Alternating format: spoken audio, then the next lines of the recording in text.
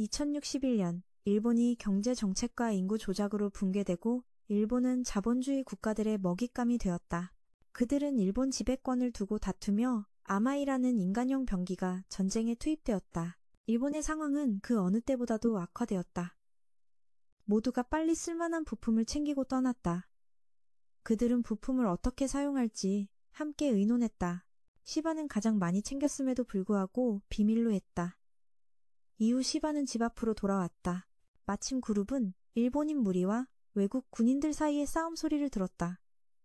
SBA는 신경 쓰지 않고 집 안으로 들어갔다. 이 시대에 일본인으로 태어나는 것은 유대인과 다를 바 없었다. 그들은 무시당했고 재능이나 돈이 있어도 일자리를 구하기 어려웠다. 시바는 자신이 왜 사는지 자문하며 낙담한 채산으로 무언가를 찾으러 갔다. 이번에는 혼자 갔다. 3명을 부르지 않았다. 그들의 이름도 집 위치도 몰랐기 때문이다. 그는 그저 로봇 에오가 그룹을 통해 3사람을 알 뿐이었다. 이런 관계가 그에겐 충분했다.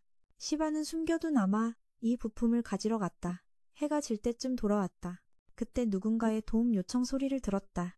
호기심과 두려움이 섞여 시바는 떨어진 군용봉을 집어들고 천천히 소리 나는 곳으로 다가갔다. 나무십 뒤에는 상자가 있었다. 그것은 스스로를 가이라고 소개하며 의식과 생명을 가진 인공지능이었다. 시바는 골치 아픈 일에 휘말리고 싶지 않아 떠나려 했지만 가이는 그의 생각을 간파하고 꾸짖었다. 심지어 시바가 아마이의 통신기를 숨긴 것도 알고 있었다. 가이는 배터리가 거의 다 됐다며 시바에게 자신을 구해달라고 애원했다. 그리고 누군가가 다가오니 빨리 도망가라고 했다. 곧 군용 차량이 다가왔다. 그들은 시바를 발견하고 이 시간에 뭐 하는 거냐고 물었다. 시바는 침착하게 사료를 가지러 간다고 답했다. 그들은 믿지 않았다. 이곳은 전투 후 아마 이 잔해가 있는 지역이었고 장비 케이블 도둑이 있다는 사실을 알고 있었다. 2명의 군인이 시바의 신분증을 검사하자고 했다. 그는 고아로 재산과 보조금으로 생활했다. 깨끗한 신분에도 불구하고 그들은 그의 배낭을 뒤졌다. 아무것도 없자 그를 풀어주었다. 일이 해결되자 시바는 가이를 데리러 가서 버려진 공장으로 향했다. 이곳은 그가 비밀 장소로 삼은 곳이었다. 보안문 뒤에는 아마이가 있었다. 그는 가이의 배터리를 충전하기 시작했다. 가이는 혼자서 아마 이를 조립했냐고 물었다. 시바는 이 공장을 유적처럼 발견했다고 말했다. 점검해보니 도구들이 그대로 있었다. 시바는 비밀방의 잠금 장치를 여는데 꽤 시간이 걸렸다. 문을 열자 아마이가 이미 누워 있었다. 하지만 중앙 제어 장치가 없다는 이상한 구조였다. 시바는 지금까지 이걸 연구해왔다. 이게 지금 시바가 가진 유일한 즐거움이었다. 가이는 시바의 취미를 존중한다고 표현했다. 갑자기 가이는 시바가 아마이가 작동하면 무엇을 할지 묻는 예상치 못한 질문을 던졌다. 시바는 침묵했다. 그 침묵에 가이는 취미로 하는 거면 괜찮다고 말했다. 옛날 국경전쟁 때도 누군가는 두 아마이의 싸움을 보기 위해 물과 옥수수를 샀다며 모두 취미와 흥미 때문이라고 했다. 시바가 말을 끊고 떠나기 전에 가이에게 전파방해 신호를 켰다. 문이 닫히자 가이는 행동을 시작했다. 공장을 스캔하고 기계를 조종해 뭔가를 준비했다. 시바가 떠난 지 3일째 계속 비가 내려 걱정이 컸다. 가이가 공장 전기를 다 쓸까봐 두려웠다. 다음날 군대가 시바의 친구들을 아마 이 부품으로 차량을 개조하려다 붙잡았다. 지휘관은 3명을 테러리스트로 간주하고 시바 사진을 보여주며 정보를 내놓으라 협박했다. 시바는 이어폰을 수리하던 중 가이의 신호를 받고 빨리 도망치라고 했다. 군인들이 들이닥쳤지만 시바가 없자 주변 카메라를 확인했다. 시바는 공장으로 달려가 가이가 완성한 아마이를 봤다. 군인들이 곧 도착해 놀랄 틈도 없었다. 카메라를 통해 그들은 태평양 지역의 두 아마이와 시바, 친구 3명이 인질로 잡힌 걸 확인했다. 지휘관은 시바가 테러 조직이라며 나오라고 요구했다. 3명은 단순히 차량 개조를 좋아하는 사람들일 뿐인데 그는 듣지 않고 총을 겨누었다. FC가 앞으로 나왔다. 가이가 말했다. 너는 잡혀서 평생 감옥에 있을래? 아니면 저항해서 길을 찾을래? 어려움을 극복할래? 갇힌 물고기가 될래? 아니면 폭포를 넘어 용이 될 물고기가 될래? 그걸 믿는다면 이걸 몰아. 주저하지 말고 아마이랑 같이 몰아. 지휘관이 움직임을 못 보면 바로 사격 시작할 거야. 시바는 아마이 안으로 들어가 가이를 열쇠처럼 꽂았다. 몇 초 분석 후 이 아마이의 이름은 켄부였다. 망막 스캔이 시작되고 시바는 밖에 모든 걸 볼 수 있었다. 가인은 더 귀여운 모습으로 나타났다. 조종석에 익숙해진 후 시바는 아마이를 인간 형태로 변환시켰다. 가이의 안내에 따라 켄부가 밖으로 돌진했다. 모두가 놀란 가운데 시바는 날아가 아마이 하나를 주먹으로 때리고 그걸 잡아 다른 하나에 던졌다. 하지만 적들은 계속 반격해 시바는 후퇴에 숨을 수밖에 없었다. 적들은 끊임없이 총을 쏴 시바를 곤란하게 했다. 또 다른 적이 뒤에서 뛰어나와 켄부를 협공하려 했다. 이때 가이가 시바에게 필살기를 쓰라고 했다. 불타는 눈빛으로 가이는 시바에게 멋지게 기술 이름을 크게 외치라고 요구했다. 두 아마이가 돌진할 때 시바는 크게 외쳤다. 철포격. 그리고 무기로 한 마리를 뚫었다. 재빨리 뒤에서 공격하는 적을 잡아 다른 쪽에 내리쳤다. 시바가 진짜로 살아있음을 느낀 첫 순간이었다.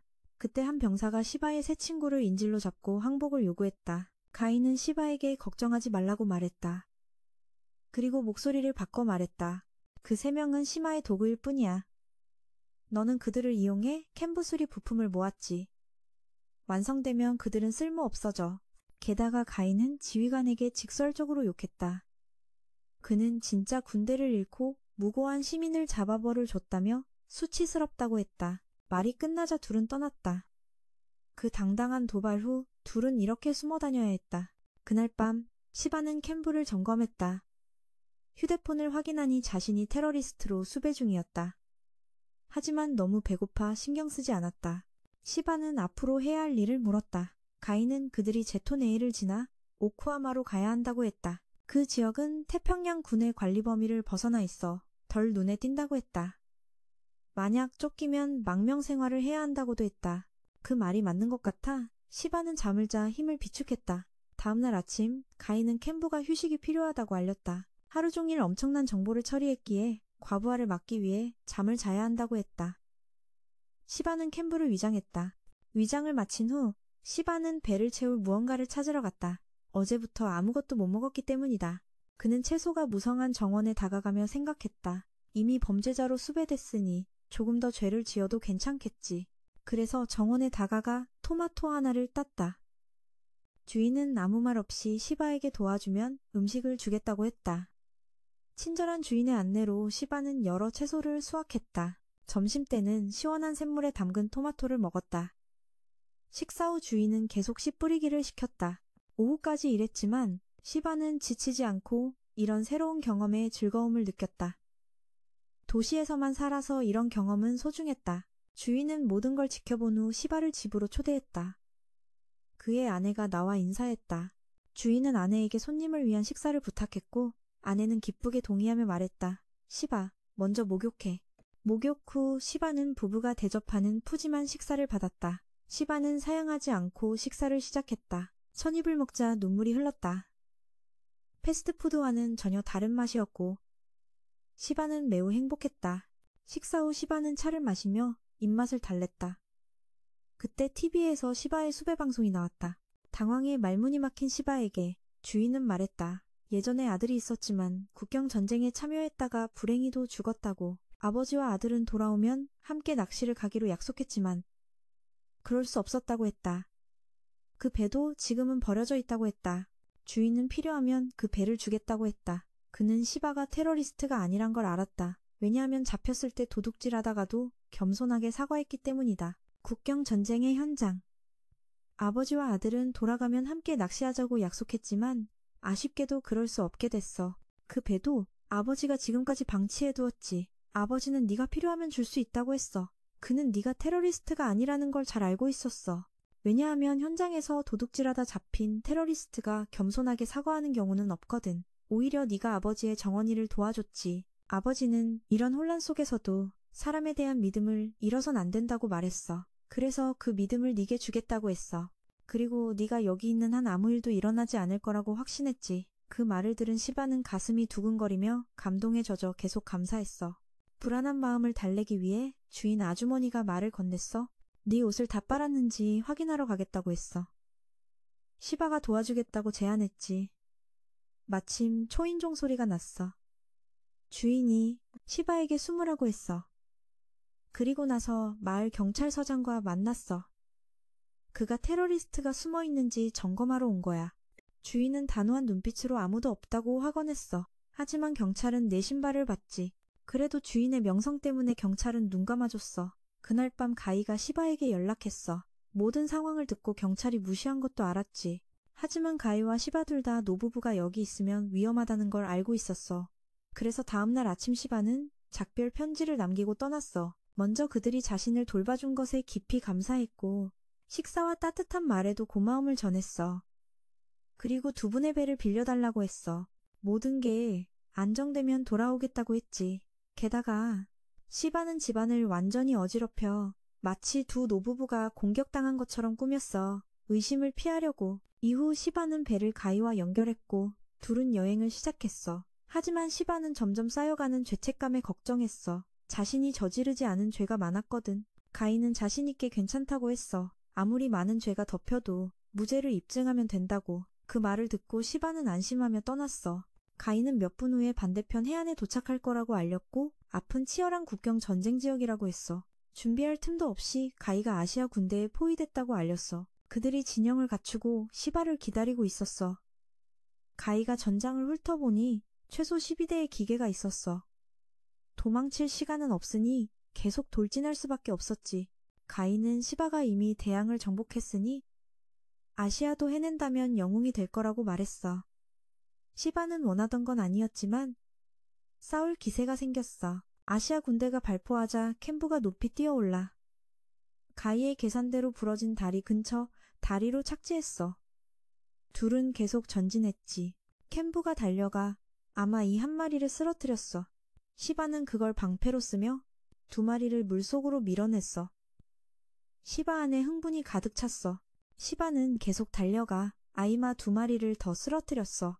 지휘관은 캔부의 민첩한 움직임에 놀랐고 시바와 가이는 멀리서 조준하는 4명을 확인했어. 캔부가 달려가 2명을 발로 차서 날려버리고 1명이 돌진하는 아마이를 쏘았어.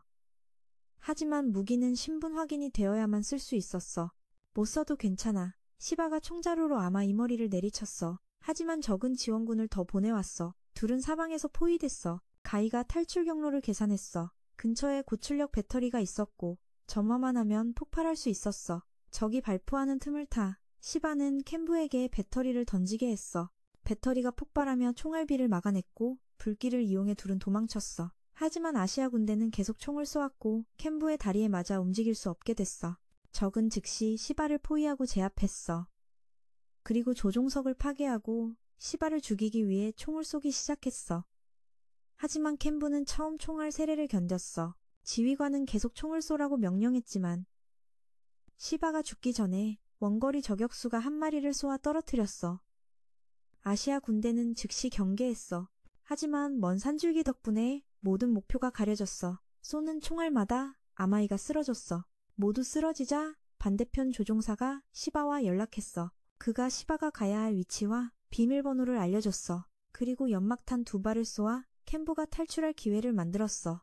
연막탄은 적군의 탐지를 방해해 아시아 군대가 시마의 위치를 찾지 못했어. 그 후 시바는 구해준 사람을 만났어. 시바는 감사 인사를 하고 자신과 가이를 소개했어. 하지만 가이는 또 다른 AI가 여기 있다는 사실에 짜증을 냈어. 그 AI도 인사를 했고 4명은 함께 수송차를 타고 떠났어. 반대편 AI가 자신을 카이라고 소개했고 조종사는 긴장하며 주변을 살폈어. 휴이는 시바를 죽일 때까지 계속 사격하라고 명령했어. 하지만 그들이 다시 쏘려 할 때 멀리서 한 저격수가 한 마리를 쓰러뜨렸지. 아시아 군대는 즉시 주변 경계를 강화했어. 하지만 산맥 너머 먼 거리라 목표를 포착하기 어려웠지. 쏘는 총알마다 하나씩 아마이가 쓰러졌어. 모두 쓰러지자 상대 조종사가 시바에게 연락했어. 그는 네가 가야 할 위치와 비밀번호를 알려줬지. 그리고 연막탄 2발을 쏘아 캔부가 도망칠 기회를 만들어줬어. 그 연막탄은 전자교란용이라 아시아 군대가 시마의 위치를 탐지하지 못했어. 이후 네가 구해준 사람을 만났지. 네가 감사 인사를 하고 자신과 가이를 소개했어. 하지만 그 AI는 여기에도 비슷한 AI가 있다며 시비를 걸었어.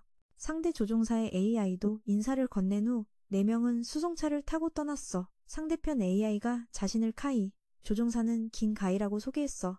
긴가이는 주변을 탐색하며 그들이 가는 길을 확인했지. 카이는 이 길이 국경 전쟁 이전에 만들어진 고속도로 잔재라고 설명했어. 민간 자본과 비밀리에 건설되어 적이 모르는 안전한 이동 경로라고 했지.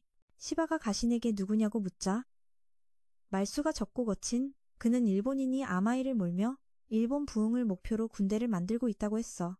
가시는 자신의 조직을 야타가라스라고 불렀어. 가이는 시바가 진짜 테러리스트를 만났다고 말했고 이후 시바는 야타의 진영으로 안내됐지. 그곳에서 정비공들을 만났어. 입으로는 군대를 욕하면서도 배상금을 내야 한다고 했지. 일본을 부흥시키기 위해 자신만의 군대를 조직한 가시는 자신의 조직을 야타가라스라고 불렀다. 가이는 그들이 시바라고 말했다. 그는 테러리스트를 만난 후 야타의 진영으로 안내받았다. 그곳에서 그는 정비공들을 만났다. 입으로는 그를 깔봤지만 그들은 캔부 수리를 맡았다. 그때 다른 사람이 다가와 자신을 리사라고 소개했고 그녀는 그를 데리고 야타 2팀장 쿠마이를 만났다. 간단한 소개 후 쿠마이는 시바에게 몇 가지 질문을 했는데 마치 신문 같았다. 동료가 있는지, 혼자 캔부를 조립했는지, 심지어 가이가 직접 프로그래밍 했는지까지 물었다. 당황했지만 시바는 침착하게 대답했다. 캔부는 그가 발견했을 때 이미 완성되어 있었고 그는 단지 조립하고 수리했을 뿐이며 작동 여부는 몰랐다. 가이는 숲에서 주웠고 꾸준히 작동했다. 논의 끝에 쿠마이는 캔부가 야타의 자산이며 요한이라는 아마이의 아이디어에서 발전한 쌍둥이 형제가 있다고 말했다. 현재 기가 조종 중이다. 쿠마이는 처음 만났을 때 작동하지 않은 이유가 부품이 부족했기 때문이라고 덧붙였다. 원래 곧 캔부에 배송될 예정이었으나 AI와 파일럿이 공격당해 캔부는 지금까지 잠들어 있었다가 시바가 조종하게 된 것이다. 한참 논쟁하던 가이는 불쾌하게 말했다. 야타가 캔부를 되찾을 거라니? 그러나 쿠마이는 시바에게 너무 불공평하다며 이 팀장이 더 좋은 제안을 했다. 그들은 테러리스트가 아니라 그가 합류하기에 적합하다고 생각했다. 시바는 분명 사람을 죽여야 할 거라며 망설였다. 가이는 화가 나서 캔부는 장난감이 아니라 전쟁 무기라고 말했다. 그리고 일본인이 학살당하는 영상도 보여주며 시바가 그들을 구할 수 있는 걸 망설이는 건 너무 겁쟁이라고 했다. 설득력 없는 시바의 얼굴에 가이는 화가 나서 떠났다. 쿠마이는 가의 아버지가 일본을 부흥시키려던 결심을 했지만 이루기 전에 세상을 떠났다고 말했다. 가는 다소 거칠게 행동했지만 아버지의 뜻을 빨리 이루고 싶어서였다. 다시 쿠마이의 결정으로 돌아와 거절해도 괜찮다. 그들은 네가 시민권을 회복하고 다른 이름과 신분으로 평범한 삶을 살도록 도와줄 수 있다. 대신 캔부를 돌려주고 조건을 따라야 한다. 시바는 멍해졌다가 생각해보겠다고 말하고 밖에 나가 혼자 앉았다. 그때 리사가 와서 속마음을 털어놓았다. 시바는 왜 그녀가 반란군에 참여했는지 물었다. 그녀는 예전에 가족이 있었지만 교통사고로 모두 죽었다고 했다. 사고를 낸 건 아시아 군용차였고 외교 특권으로 무죄 판결을 받았으며 오히려 그녀의 가족에게 군에 피해를 줬다며 배상금을 요구했다. 그녀는 여전히 그들을 미워하며 일본에도 같은 생각을 가진 사람이 많다고 확신했다. 그래서 일본 부흥에 참여했다. 여기 있는 사람들도 마찬가지였다. 하지만 시바는 참여할 이유가 없었다. 부모님은 병으로 돌아가셨고 군과 관련 없었다. 처음엔 캔부 장착이 취미였지만 캔부와 가이와 싸우면서 철의 충돌이 몸을 흥분시켰다. 하지만 죽음이 가까워지자 두려웠다. 그 순간을 떠올리며 움츠러들었지만 리사가 다가와 진심으로 말했다. 그녀는 시바를 설득하러 왔다고 했다. 하지만 만약 그녀의 동생이 같은 상황이라면 설득하지 못했을 거라고 했다. 그녀는 동생을 멀리 도망가 평화롭게 살게 할 것이다. 시바에게 자신을 소중히 여기라고 했다. 아무도 곁에 없으면 사람이 행복할 수 없다고. 겪은 일과 노부부를 떠올리며 시바는 결심했다. 그날 밤 쿠마이는 본부에서 아시아군이 캔부 구출 후 경계를 강화했다는 소식을 전했다. 그들은 적의 보급로 차단 계획을 일시 중단하고 본부로 돌아갔다. 시바의 참여 여부는 리사도 확신하지 못했다. 기는 시바의 약함에 여전히 불만이었다. 다음 날 그는 시바를 깨워 훈련을 시켰다. 군대에 피해를 입히고 배상금을 내야 한다는 사실에 여전히 분노를 품고 있었어. 일본에도 같은 생각을 가진 사람이 많다고 확신했지. 그래서 일본 부흥에 참여했어. 여기 있는 사람들도 마찬가지였지. 하지만 시바는 참여할 이유가 없었어. 부모님은 병으로 돌아가셨고 군대와는 무관했거든. 처음에는 켄부 장착이 취미라고 생각했지만 켄부와 가이와 함께 싸우면서 철의 충돌이 몸을 끓게 했어. 하지만 죽음이 가까워지자 두려움이 엄습했지. 그 순간을 떠올리면 움츠러들었어. 그러다 리사의 위로가 있었어. 그녀는 솔직히 자신이 시바를 설득해 야타에 참여시키기 위해 왔다고 했지. 하지만 만약 그녀의 남동생이 같은 상황이라면 설득하지 못할 거라고 생각했어. 그녀는 남동생을 멀리 도망가 평화롭게 살게 할 거라고 했어. 그리고 시바에게 자신을 더 소중히 여기길 바랐지. 아무도 곁에 없으면 사람이 행복할 수 없다고. 지난 일들과 노부부를 떠올리며 시바는 결심했어. 그날 밤 쿠마이는 본부에서 아시아 군대가 켄부 구출 후 경계를 강화했다는 소식을 전했어.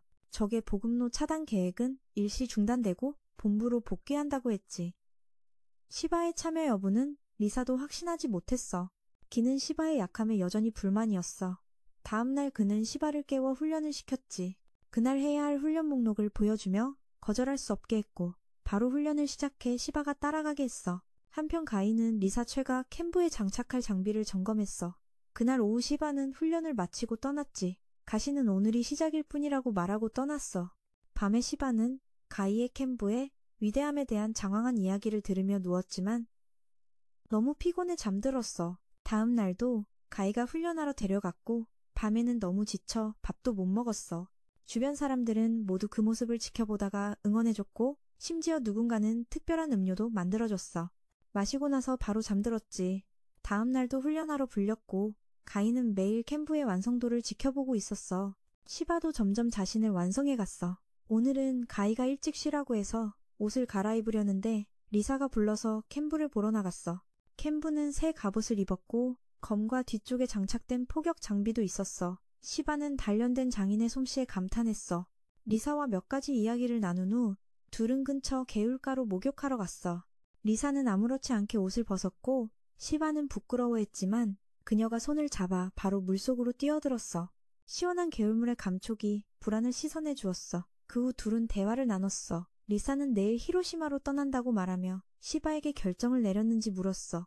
시바는 전투가 두렵다고 했지만 함께한 날들을 통해 그들이 나쁜 사람이 아니라는 걸 알게 되었고 그래서 계속 함께 가겠다고 했어. 켄부와 함께 배우고 싸우고 싶다고 했지. 리사는 기뻐하며 그의 머리를 쓰다듬었어. 그날 밤 시바는 자신의 결정을 가이에게 다시 말했어. 가이는 자신을 구해준 시바를 항상 응원하겠다고 했어. 리사는 시바의 선택을 카무이에게 보고했어. 다음 날 가이와 시바는 새로워진 켄부를 시험해봤어. 모두의 업그레이드와 정비 덕분에 켄부는 더 빠르고 민첩하게 움직였어. 한 번의 배기로 큰 바위 덩어리를 깔끔하게 자를 수 있었지. 테스트를 마친 후 시바는 켄부에서 내려 가이를 다시 만났어. 그는 켄부의 업그레이드에 감탄을 표했어. 그 후 가이가 대신 조종했어. 가이는 시바가 죽을 경우를 대비해 켄부에 익숙해져야 하고 시바도 마찬가지라고 했어. 두 사람은 AI를 이용해 서로와 가이의 자식 요한과 함께 연습 경기를 했어. AI K의 지도를 받으며 말이야. 두 사람의 친선 경기는 꽤 균형 잡혔지만 가이가 말을 너무 많이 해서 가이가 귀찮아했지만 그는 침착하게 심해 포탄 공격을 피했어. 시바는 상대가 자신의 약점을 파악했으니 무기를 유연하게 바꾸라는 조언을 차분히 들었어. 하지만 시바는 너무 진지하게 싸우면 켄부가 망가질까 걱정했어. 그 틈을 타 가이가 가까이 다가왔고 즉시 시바에게 무기를 방패로 바꾸라고 했어. 이어서 시바는 단도를 꺼내 켄부의 무기를 날려버리고 총을 겨눴어. 하지만 가이는 재빨리 다른 검으로 요한의 어깨를 쳤어. 결과는 무승부였고 가이는 시바를 파일럿으로 인정했어. 바로 그때 진영이 공격받았어. 검은색 아마이가 접근하고 있었어. 아마이는 아마 부품을 실은 수송 차량을 노렸어. 작업을 마친 후에는 반군을 향해 돌진했지. 거대한 팔이 내리치려 할 때 켄부가 막아섰어. 두 사람은 전투를 시작했어. 가이는 아마이의 달아오르는 팔에 주목했어. 그에 대한 데이터가 없어서 조심해야 했지. 마침 리사가 지원하러 왔어. 몇 발 쏘았는데 아마이가 리사에게 순간이동해 한 방에 그녀를 쓰러뜨렸어. 리사의 순식간의 죽음에 시바는 어떻게 반응해야 할지 몰랐어. 가이가 시바에게 돌아가서 검은 아마이의 공격을 피하라고 했어. 카무이가 두 사람에게 시간을 벌어 모두를 대피시키라고 요청했어. 가이는 이 아마이가 자기 아버지를 죽인 놈임을 알고는 가이의 만류에도 불구하고 공격했어. 동시에 그의 기억이 되살아났어. 그날 가이는 아버지에게 연습용 기체 대신 요한을 조종하고 싶다고 부탁했고 아버지는 위험 신호가 없어서 허락했어. 하지만 얼마 지나지 않아 아덴이 아버지의 부대를 공격했다는 소식이 들렸고 그가 달려갔을 때 아버지가 이미 죽어 있었어. 가이는 분노하며 복수할 것을 다짐했어. 가이는 불안정한 상태라 요한을 조종하기 위해 침착해야 한다고 조언받았어. 검은 아마이가 무기를 휘둘러 가이를 공격했어. 켄부가 재빨리 구하러 왔지만 가이는 여전히 흥분한 상태로 시바에게 도망가라고 했어. 그때 카무이가 연락해 협력해서 아마이와 싸우자고 했어. 아마이가 매우 강하다고 했어. 둘이 지면 여기 있는 모두가 죽는다고. 검도 그를 진정시키며 안정시키려 했어. 하지만 문제는 가이와 검, AI 모두 이 아마이에 대한 데이터가 전혀 없다는 거였어. 그들이 가진 유일한 정보는 이 아마이가 지나가는 곳마다 공격한다는 것뿐이었어. 아시아와 북미 군대도 큰 피해를 입었고 그들은 이 아마이를 고스트라고 불렀어. 카이도 그를 진정시키며 안정시켰어. 하지만 문제는 두 AI, 가이와 카이 모두 아마이에 대한 데이터가 전혀 없어 전략을 세울 수 없다는 거였어. 유일한 정보는 이 아마이가 지나가는 모든 곳을 공격한다는 것뿐이었지.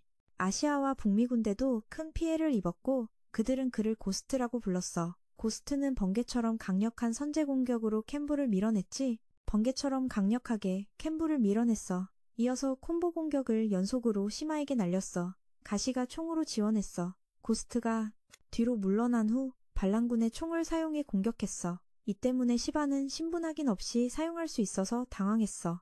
나무가 말하길 그게 바로 고스트의 압도적인 힘의 원천이라고 했어. 차가시와의 전투에서 한 팔을 잃었고 이후 아마이의 다른 팔을 가져다 붙여 자신의 것으로 만들었어. 고스트는 계속 움직였어. 요한이 조준 사격할 때 켄부가 달려와 막았어. 가시는 화가 나서 시바를 사거리 밖으로 쫓아냈어. 가이가 바로 반격했어. 둘이 싸우면서도 협력해서 공격과 후퇴를 반복해 고스트를 괴롭혔어. 바로 그때 미즈키 누나가 무기를 가져다 주러 왔어. 가시는 목표를 고스트의 눈가리개에 고정시키고 시바와 함께 지정된 위치로 달려갔어. 고스트가 알아채고 급히 쫓아왔지. 둘이 무기를 손에 넣자 고스트도 도착했어. 셋이 방어 자세를 취했어. 고스트가 먼저 공격했지만 켄부의 검으로 막혔어. 요한이 저격 지원을 했고 고스트는 공격을 막은 뒤 가속해 요한에게 접근했어. 켄부가 달려와 지원했지만 고스트가 요한을 던져버렸어. 하지만 가이는 이미 예상하고 높이 뛰었지. 켄부가 총을 바닥으로 쏘았고 고스트가 손으로 막는 순간 시바가 다가가 팔을 잘라냈어. 그리고 다리를 찌르는 공격으로 고정시켰어. 남은 건 요한 가신이 장갑 관통탄을 머리에 연속 사격하는 거였어. 하지만 머리를 잃었는데도 고스트는 움직였어. 켄부 뒤로 뛰어넘어 그를 요한 쪽으로 밀쳐 두 명을 땅에 눌렀지. 그 후 고스트는 몸 안의 반응로를 작동시켜 자폭하려 했어. 온도가 점점 올라가면서 고스트는 검은색에서 붉은색으로 변했어. 시바와 가시 모두 빠져나올 수 없어서 운명을 받아들였어. 그때 카무가 포병을 데리고 와서 고스트를 공격했어. 관절을 조준했고 느슨해지자 켄부와 요한이 빠져나와 숨었어. 둘은 고스트가 폭발하기를 기다렸지만 계속 열만 내고 폭발 징후는 없었어. 그날 오후 카무이는 둘에게 전화를 걸어 인원과 무기 피해가 심해 본부로 상황 보고하러 간다고 알렸어. 전장 정리는 가시와 시바에게 맡겼고 아시아군이 도착하기 전에 끝내야 한다고 했어. 열 신호가 사라지자 가시와 시바가 주변을 수색했어. 열 탐지 중 시바가 리사 히도 누나의 목걸이를 발견했어.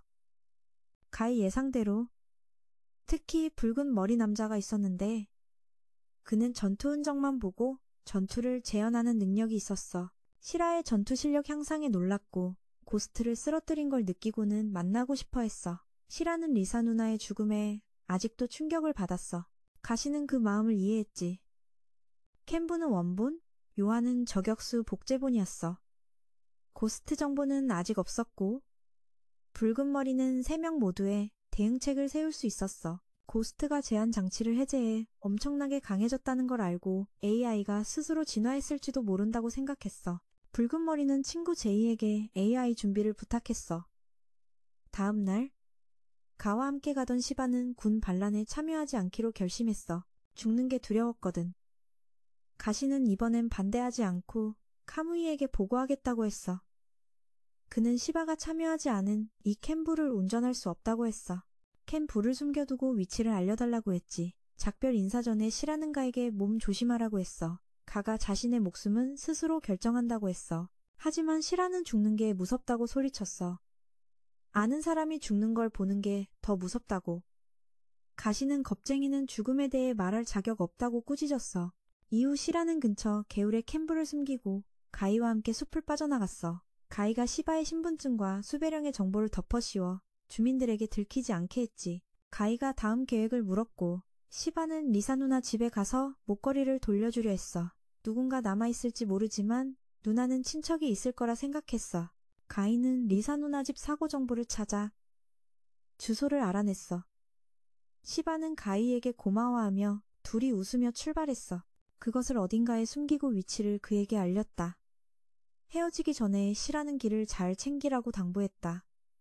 그는 자신의 목숨은 자신이 결정한다고 말했다. 하지만 시라는 죽는 게 무섭다고 외쳤다. 친한 사람이 죽는 걸 보는 게 더 무섭다고. 가시는 그에게 겁쟁이는 죽음에 대해 말할 자격이 없다고 하며 헛소리를 그만하라고 했다. 이후 시라는 캔부를 근처 개울에 숨기고 가이와 함께 숲을 빠져나갔다. 가이가 시바의 신분증과 수배령 정보를 덮어써서 주민들에게 들키지 않았다. 가이가 다음에 무엇을 할 거냐고 물었다. 그는 리사의 집에 가서 이 목걸이를 돌려주려 하지만 가족이 남아있을지 모르겠다고 했다. 가이는 리사의 집 사고 정보를 찾아내어 주소를 알아냈다. 시바는 가이에게 고마움을 표하고 둘은 웃으며 출발했다. 다른 곳에서는 붉은 머리 두 명이 무언가를 교환하고 있었다. 그들은 일본인을 범죄자로 몰아 처벌하는 척하며 공적과 영광을 쌓으려 했다. 일본인을 하찮게 여겼다. 시바의 편지와 수배령 덕분에 시민들에게 들키지 않았어. 가이가 다음에 뭘 할 거냐고 물었어. 시바는 아마 리사 누나 집에 가서 이 목걸이를 돌려주려 해. 누가 남아있을지 모르지만 누나는 아직 친척이 있을 거라 생각해.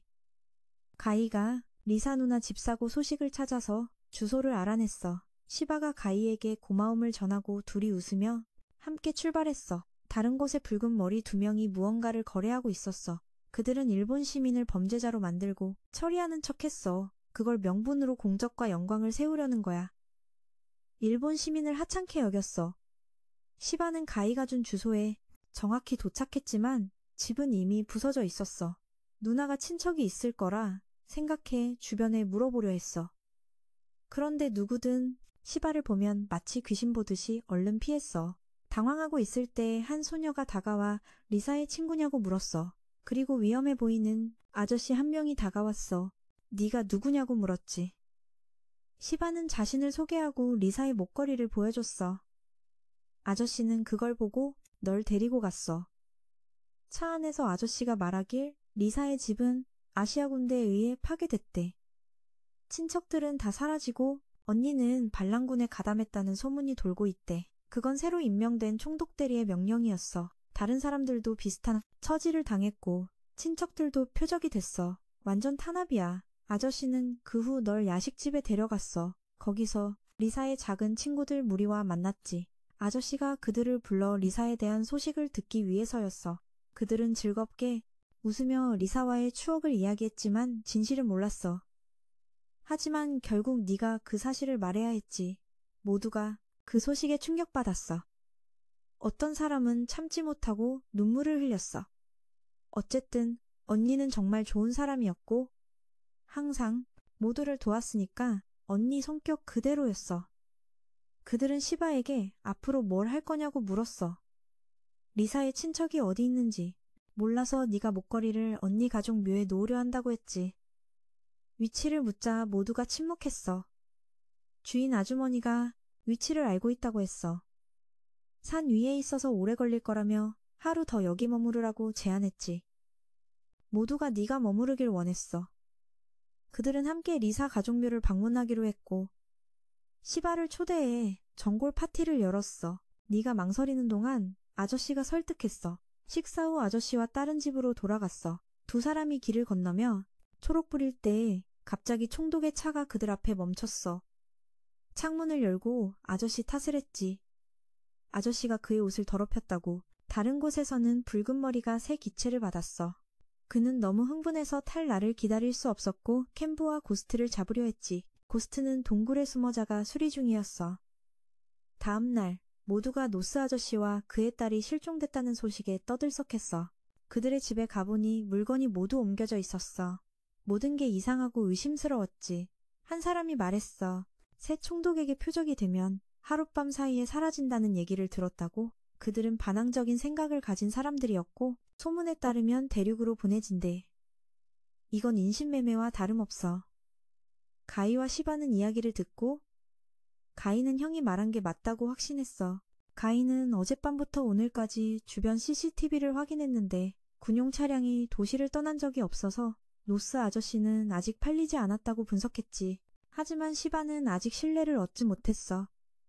그래서 가이는 불운한 한 아저씨를 골라 그의 비밀을 폭로했어. 그들은 믿기 시작했고 총독에게 가서 사람을 요구하겠다고 했어. 그는 시바의 선택을 알렸지. 칸무이는 네 상황을 이해했어. 그리고 본부로 돌아가면 새로운 동료가 생길 거라고 했어. 캔부의 설계도를 가진 조종사라고. 총독 앞에서 그는 동판과 이익을 나누려 했어. 노스 아저씨는 강제노동자로 팔리고 그의 딸은 변태들에게 팔릴 거래였지. 그때 일본인들이 정문 앞에 모였다는 소식이 들렸어. 시바는 여전히 식당에 남기로 했어. 그때 시위대가 모두 체포됐다는 소식이 들어왔어. 그들은 정부 반대죄로 잡혀갔지. 가이는 군용 차량들이 사람들을 팔기 위해 집으로 이동 중임을 알아냈어. 가이는 시바에게 빨리 떠나라고 했어. 그들이 곧 올 거라고. 주인 아주머니가 시바에게 리사 가족 묘 위치를 알려주며 안부 전해달라고 부탁했어. 여기 일은 알아서 하겠다고 했지? 넌 군대가 오기 전에 밖으로 던져졌어. 그 후 노스 아저씨 일행은 모두 체포됐어. 그들은 길 한복판에 사람들을 세우고 정부 반대죄로 모두 처형하겠다고 선언했어. 시바는 휴대폰으로 지켜보며 모두가 안타까웠어. 총독이 이유 없이 사람을 쏘기도 했지. 시바는 울면서 자신이 너무 비겁하고 겁쟁이라 항상 도망치고 자신을 도와준 사람들을 버렸다고 깨달았어. 가이가 말했어. 네가 자신을 미워한다면 왜 더 나은 버전으로 변하지 않는 거야? 나는 항상 여기서 널 도울 거야. 길 한가운데에 서서 모두를 반역죄로 처형하겠다고 선언했다. 시바는 휴대폰으로 상황을 관찰하며 모두가 불쌍하다고 느꼈다. 심지어 주지사가 이유 없이 사람을 쏘기도 했다. 시바는 울면서 자신이 너무 비겁하고 겁쟁이라 항상 도망치고 자신을 도와준 사람들을 버렸다는 걸 깨달았다. 모두를 너무 안타까워했어. 심지어 주지사가 이유 없이 사람을 쏘기도 했어. 시바는 울면서 자신이 너무 비겁하고 겁쟁이라 항상 도망치고 자신을 도운 사람들을 버렸다는 걸 깨달았어. 가이가 말했어. 네가 자신을 미워한다면 왜 더 나은 버전으로 바꾸지 않니? 눈빛이 반짝였어. 그날 오후 모두가 처형당할 위기에 총구가 향했을 때 한 인물이 나타나 모두를 멈추게 했어. 캔부가 뛰어나와 모두를 위해 방패를 들었어. 하나를 잡아 다른 하나에게 던져 무력화시켰어. 그 후 캔부의 주먹이 주지사에게 다가가 그를 겁먹게 했어. 이게 진정한 절대적인 힘이야. 그들. 그 후에 캔부의 주먹을 든 양 군이 주지사를 바짝 몰아붙여 그를 겁먹게 만들었어. 이게 진정한 절대적인 힘이지. 그는 떨면서 애원했어. 그 후 가이는 그의 불법 인신매매 행위를 전 세계에 알렸지. 붉은 머리는 그 모습을 보고 계속해서 하하하 웃었어. 브라보, 시바가 경고했어. 일본인을 건드리면 매일 밤 그의 집에 찾아가겠다고. 말이 끝나자 시바는 떠났어. 그리고 노스 아저씨와 딸도 모두 구출되었지. 이른 아침 시바는 지가 기다리는 곳에 도착했어. 그는 리사의 유품을 그녀 가족묘에 남겼지. 옛날 도자기 마을에서 소녀 시오는 할아버지를 따라 멋진 작품들을 만들었어. 할아버지의 손길 아래 모든 것이 매우 정교하게 완성되었지. 하지만 어느 날 아시아 군대가 땅과 공장을 수거하러 왔고 가족은 거절할 수 없었어. 그렇게 할아버지는 평생 일군 공장이 부서지는 걸 목격했어. 그 후로 그는 도자기를 만들지 않았지. 할아버지를 그렇게 본 시오는 언젠가 공장을 다시 세우겠다고 약속했어. 현재로 돌아와서 요한과 캔부는 중요한 부품 몇 군데가 고장난 상태야. 가이와 캠보도 제대로 작동하려면 충전이 필요해. 가시는 미즈키 누나와 연락했어. 누나는 돕고 싶지만 아시아 군대를 피하면서 본부로 돌아가야 해서 많이 도와주지 못했어. 누나는 두 사람의 교체 부품 위치를 알려줘서 스스로 수리할 수 있게 했지. 시바가 기에게 다음 계획을 묻자 그는 두 AI를 충전하기 위해 몰래 전기를 훔치러 데려갔어. 그들을 위장시켜 휴식하게 한 후 가이와 시바는 도시로 들어가 머물 곳을 찾았어. 호텔에 들어갔지. 시바는 도시 사람이지만 처음 와서 조금 어색했어. 그래서 가이에게 시골 촌놈이라 놀림받았지. 시바가 반박하려 했지만 가이는 여기서 눈에 띄지 말라고 했어. 결제 후 방을 배정받았어. 가이가 두 사람에게 목욕하라고 권했어. 너무 냄새가 난다고. 시바는 모두가 냄새를 맡을 수 있다는 사실에 놀랐어. 가이는 냄새가 아니라 주변을 보면 알 수 있다고 했지. 모두가 두 사람 가까이 서면 코를 막았어. 그래서 방에 들어가자마자 둘은 열심히 씻었어. 목욕 후 함께 밥을 먹으러 갔지. 가이는 미즈키 누나에게 부품이 도착했다는 연락을 받았고 내일 수리를 시작할 거라고 했어. 시바도 기뻐하며 식사를 시작했지. 시바는 지가 채소를 먹지 않는 걸 보고 물었어. 가이는 지가 입맛이 까다로워서 시바가 놀렸지. 그러다 가이에게 혼났어. 시바는 그가 싫어하는 걸 몰랐다며 사과했어. 예전엔 친구가 없어서 어떻게 소통해야 할지 몰랐거든. 가이와 가이는 시바에게 신경 쓰지 말라고 했어. 그가 약한 면을 숨기려고 거칠게 행동하는 거라고. 세 사람은 그 후 싸우기 시작했어. 유럽 군대는 시바의 도발적인 말과 아시아 경제와 명예에 대한 강한 일격을 듣고 군사 준비를 시작했어. 그는 이 전쟁터에서 꽃이 피어나길 바랐어. 피와 화약 속에서. 다음 날 가이와 시바는 버스에서 물건을 가져오러 출발했어. 가이는 시바에게 지금은 지배당한 일본 도시를 내려다보라고 했어. 시민들은 억압과 가난에 시달리고 있다고. 그는 언젠가 이곳을 되찾겠다고 말했어. 그 후 두 사람은 군 반군이 일하는 술집에 갔어. 쥐가 비밀번호를 맞히자 주인이 물건을 건네줬어. 주인은 시바의 연설을 듣고 그에게 기대를 걸었지. 떠난 지 얼마 안 돼. 두 사람이 책임감에 대해 이야기하며 걷고 있을 때 갑자기 멀리서 폭발음이 들렸어. 항구 밖에서 유럽 군대가 아시아 군 구역에 A-마일을 무단으로 투입했어. 아시아는 대응했지만 미미했지. 가이와 시바는 대피하는 사람들 사이에 섞여 상황을 관찰했어. 반면 대항군대는 민간인을 무시하고 총격을 퍼부었지. 두 소녀는 대피 집결지에 도착했어. 가이는 상황이 아시아군에 매우 불리하며 그들이 더 이상 민간인을 대피시키지 않고 방어에 집중할 수도 있다고 봤어. 시바는 받아들일 수 없어 무언가 하길 원했고 가이는 그의 요구에 응했어. 그들은 시민들의 장비를 해킹해 대피 경로를 안내했지. 이후 가이와 시바는 도시의 모든 화면을 해킹해 시민들에게 올바른 길을 안내했어. 하지만 대항 군대의 공격이 너무 빨라 아시아군에게 매우 어려운 상황이며 민간인 대피를 중단하고 방어에 집중할 수도 있다. 시바는 받아들이지 않고 무언가를 하려 했고 가이가 그의 요구를 들어주었다. 그들은 민간인의 장비를 해킹해 대피 경로를 안내했다. 이후 가이와 케이가 도시의 모든 화면을 해킹해 시민들에게 올바른 길을 안내했다.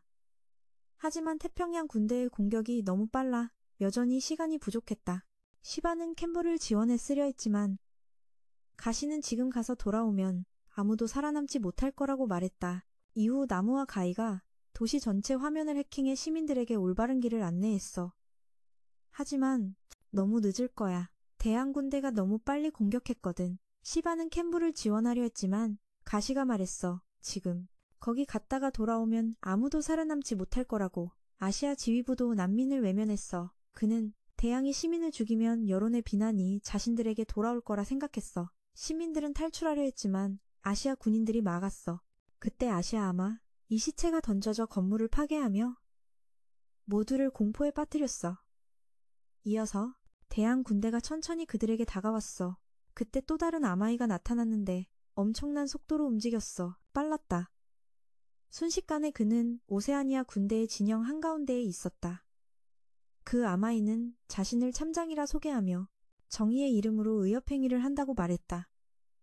말이 끝나자 참장은 재빨리 한 아마이를 반으로 쳤다. 그리고는 높이 뛰어올라 내려찍으며 막 쓰러뜨린 아마이의 시체를 방패로 삼고 한 번의 찌르기로 오세아니아의 새아마이를 처리했다. 그 후 참장은 다시 아시아 군대를 향해 돌진해 3명을 쓸어버렸고 양측 지휘관이 놀라는 가운데 참장은 매우 높이 뛰어올라 날아가서 포격 아마이 한 마리를 쓰러뜨렸다. 그리고 도시 곳곳을 날아다니며 아마이를 발견하면 죽였다. 전부 양측 지휘관의 지도는 빨간 점으로 가득 차 그들의 군대가 70% 이상 피해를 입고 있다는 걸 알렸다. 오세아니아 군은 급히 후퇴할 수밖에 없었다. 시바와 가시는 그 광경을 보고 입을 다물지 못했다. 마침 가이가 알려주길 그들은 그들의 새로운 동료라고 했다. 집결 소식이 있어 두 사람은 숲속으로 떠났다. 가시와 시바는 뒤따라 들어가 참장을 만났다. 시바가 먼저 인사를 건넸지만 상대 AI가 끊고 나왔다. 그는 자신을 안젤로라 자칭하며 거만한 태도로 남자 조종사를 경멸했고 자신에게 구해준 것에 대해 두 사람에게 절하라고 명령했다. 한참 욕을 퍼붓고 나서야 안젤로는 공주와 조종사가 그들의 동료임을 보여주었다. 그 공주는 시온이었다. 그녀는 참장 앞에 내려와 아무 말 없이 갑자기 흐느껴 울기 시작했다. 이후 세 사람은 야타기지로 이송되었다. 시온이 먼저 미안하다고 사과하며 두 사람에게 울음으로 인사했다. 그녀는 자신을 소개하고 시마와 대화를 나눴다. 그녀의 첫 실전이었다. 처음엔 야타의 정비사였지만 갑자기 안젤로가 나타나 조종사가 되라고 권유했다. 그녀는 바로 동의했다. 안젤로는 자신의 사람 보는 눈에 자신이 있었지만 가이와 케이가 안젤로가 여자만 좋아한다고 놀렸다. 세 사람은 장난치며 떠들었고 가시는 머리가 아팠다. 한편 다른 곳에서는 빨간 머리의 H와 친구가 지휘관을 만나러 갔다. 지휘관은 두 사람을 부른 이유가 고스트의 위치를 확인했기 때문이라고 했다. 정보에 따르면 고스트는 독립적 사고 AI를 가진 무인 기계가 확실했다. 그 뒤에 누가 있는지는 미스터리였다. 고스트는 북미, 아시아, 유라시아, 오세아니아 군대를 격파했다. 고위 지도자들은 전쟁에서 우위를 점하기 위해 고스트를 반드시 손에 넣으려 했다. HD 상사는 두 사람에게 고스트를 찾아내고 가능하면 파괴하라고 명령했다. 공적인 일은 끝났고 이제 사적인 일이 남았다. 이 상사는 알고 보니 H의 아버지였다. 그는 아들에게 명절에 집에 다녀오라고 당부했다. 어머니가 매우 기다리고 있다고 했다. H는 동의하고 떠났다. 하지만 차 안에서 친구는 H가 명절에 일을 몰아서 할 걸 잘 알고 있었다. H도 어쩔 수 없었다. 정말 해야 할 일이 많았다. 그 후 그는 좋아하는 빵집에 들렀다. 주인은 북미 연합이 일본 부흥을 시도한다는 걸 알고 빵을 덤으로 주었다. 그렇지만 운영권은 여전히 북미 군대에 있었다. 자치권을 되찾아도 본부는 북미에 있었다. 결국 일본 전체가 식민지가 될 거였다. 그는 국민이 다른 나라에 의존하지 않고 스스로 일어나 자신들의 것을 쟁취하길 원했다. 빵을 먹고 두 사람은 계속 이동했다. H는 자신이 입양아라서 집에 가기 싫은 게 아니라고 털어놓았다. 집안의 다른 아이들도 마찬가지였다. 그들과 어울리기 힘들었다. 그는 자신을 흥미롭게 하는 걸 거의 찾지 못했지만 군대 환경에 들어가면서 달라졌다. 처음 아마이를 봤을 때 군인의 길을 선택했다. 이야기를 마치고 두 사람은 임무지역에 도착해 시바 그룹으로 돌아갔다. 그들은 고급 호텔에서 휴식을 취했다. 지금까지 시바가 궁금했던 건 왜 그들의 새 AI가 군대의 아마이와 다르냐는 것이었다. 안젤로는 브론존이라는 회사가 있다고 설명했다. 사실은 그냥 회사일 뿐이었다. 그 회사가 어떤 음모를 꾸미는지는 확실치 않지만 지금까지는 괜찮았다. 군대 환경에 투입될 때까지 매우 힘들었다. 처음 아마이를 봤을 때 그는 군인의 길을 선택했다. 이야기를 마치고 두 사람은 시바그룹이 있는 임무지역으로 돌아왔다. 그들은 고급 호텔에서 휴식을 취했다. 지금까지도 시바는 왜 그들의 새 AI가 군대의 아마이와 다른지 궁금해했다. 안젤로가 설명했다. 브론존이라는 회사가 일본에서 온 반군 조직을 지원하고 있다고 했다. 명목상 본사는 유럽에 있지만 사실은 단순한 회사일 뿐이다. 그 회사가 어떤 음흉한 목적이 있는지는 확실치 않지만 지금까지는 괜찮았다. 우리 AI는 인텔리전스 러닝 시스템이라는 외부 기관에서 설정한 것이다. 지금에서야 시바가 왜 그들의 새 AI가 군대의 아마이들과 다른지 의문을 품었어.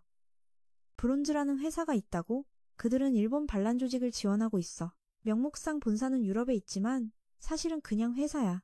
그 회사가 뭔가 수상한 목적이 있을지 모르지만 지금까지는 괜찮아. 그리고 우리 같은 AI는 Intelligence Learning 시스템이라는 외부 기관에서 설정된 거야. 능동 학습 시스템이지. 가인은 소스 코드를 나무와 안젤로와 공유했지만 누군가가 대양 지역에 보냈어. 어쨌든 우리는 형제야. 방으로 돌아와 시바가 가이에게 왜 거기에 보내졌는지 물었지만 가이는 신경 쓰지 않아. 지금 상황이 좋으니까. HD 자리로 돌아가서 그는 하지만 가이는 신경 쓰지 않았어. 지금 상황이 마음에 들었거든. HD 자리로 돌아가자 그는 로저와 소피를 만났어. 그들은 고스트를 처치하는 데 도움을 줄 거야. 하지만 소피는 이번 작전에 반대했어. AI를 직접 조종하는 게 무인 AI를 사용하는 것보다 안전하지 않다고 생각했거든. HD는 부하들에게 설명했어. 그렇게 하려면 중대 전체가 필요하다고. 아시아와 태평양 군대가 아직 긴장 상태라 그렇게 할 수 없다고. 그래서 HD는 정예계인들을 모아 고스트를 잡기로 했고 소피가 선택된 건 그녀가 매우 뛰어나다는 의미야. 이제 그들은 그의 명령만 따르면 고스트는 평범한 아마이일 뿐이야. 만약 듣지 않는다면 확신할 수 없지만 다음 날 시바 일행은 다시 하늘 본부로 출발했어. 그때 HD팀도 작전을 시작했지. 고스트는 동굴 안내명을 감지했어. 즉시 지상으로 돌진했고 HD도 그 위치에 착지했어. 고스트가 먼저 공격을 시작했어. HD는 팀을 분산시켜 여러 방향에서 공격했어. 이 전략은 고스트가 당황하게 만들어 매우 효과적이었어. 고스트는 조종사가 탑승한 기계들과 싸워본 적이 없었거든. 그들은 고스트가 이 전투 방식에 적응하기 전에 먼저 처치해야 했어. 하지만 이미 늦었어. 고스트는 HD의 친구에게 집중 공격을 퍼부었고 그를 밀어내며 후퇴하게 만들었어. 로저가 지원하려 했지만 고스트가 공격을 막고 친구를 그에게 던졌어. 군대는 외부에서 미사일을 발사했어. 고스트는 전파교란 신호를 보내 미사일 방향을 틀었지. 로저가 계속 공격했지만 고스트에게 붙잡혔어. 고스트는 등 뒤에서 세 번째 팔을 내밀었어. 흑인 병사는 한 손을 포기하고 탈출해야 했지. 고스트는 이제 HD의 전략에 완전히 적응했고 그를 분쇄하려 했어. 갑자기 가이가 그 살기를 감지했어. 시바를 제외한 나머지 둘과 아이는 느끼지 못했어. 자신이 착각이라 생각해 무시했지. 고스트는 쇠사슬이 달린 손가락으로 조종사들을 공격했어. 로저가 방심한 사이 손가락 하나가 그를 내부에서 죽였어. 너무 슬퍼할 틈은 없었어. HD는 빠르게 전략을 계산해 공격 계획을 세웠어. 그리고 두 명과 함께 돌진했지. 소피와 친구가 더 빨리 움직여 고스트의 시선을 끌었어. 하지만 둘 다 땅에서 튀어나온 쇠사슬에 묶여버렸어. 그래도 HD는 당당히 말했어. 고스트가 총을 쏘면 몸을 숙여 피했고 뒤로 물러나 팔관절을 쏘려 했지만 고스트가 맑고 공격하려 했어. 하지만 총알 하나가 고스트의 다리 관절을 빗나가게 했어. 로저가 쐈지.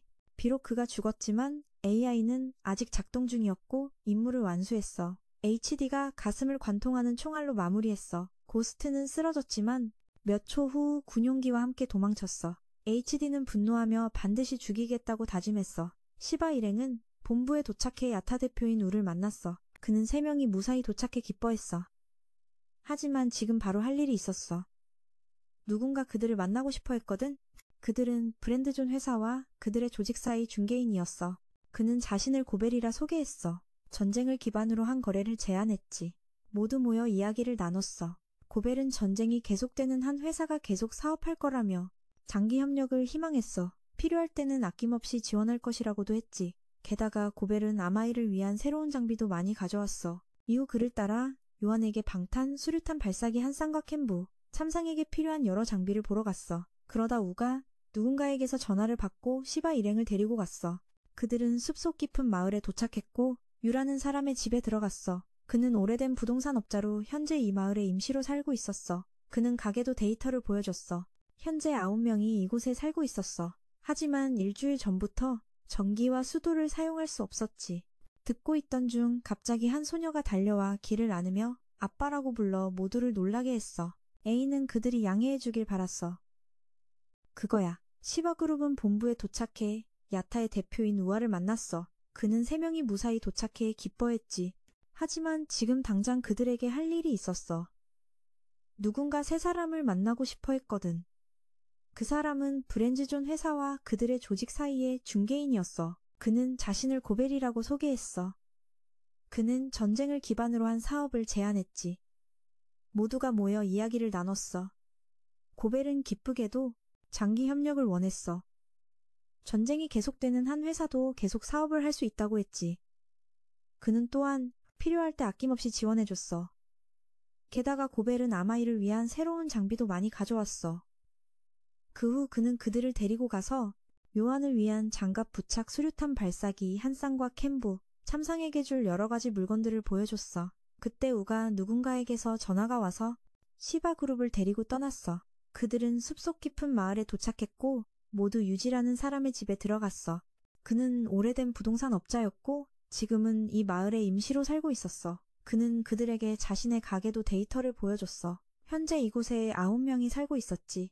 하지만 일주일 전에는 전기와 수도를 사용할 수 없었어. 듣고 있던 중 갑자기 한 소녀가 달려와 길을 끌어안으며 아빠라고 불러 모두를 놀라게 했어. 그녀는 어릴 때 아버지를 잃었으니 이해해달라고 했지.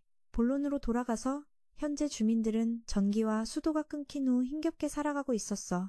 아우가 왜 사람들이 여기에 남아있냐고 물었어. 왜 떠나지 않느냐고? 그는 그들의 마을에 전쟁이 일어났다고 말했어.